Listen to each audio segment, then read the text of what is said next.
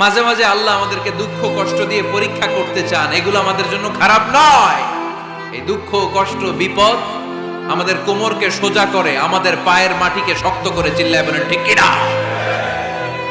প্রতিকূল পরিবেশে কিভাবে বাঁচতে হয় এই দুঃখ কষ্ট আমাদেরকে শেখায়। এজন্য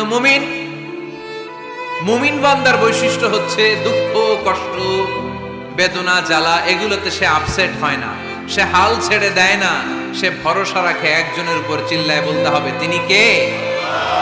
কারণ মুমিন জানে রাত্রি যত গভীর হয় অন্ধকার তমানিসা ভেদ করে সুবহে সাদিক হয়। মুমিন জানে গর্ভবতী নারীর পেটের ব্যথা যেই দিন বাড়তে থাকে ওই দিনই নতুন মেহমান আগমনের সময় ঘনাতে থাকে।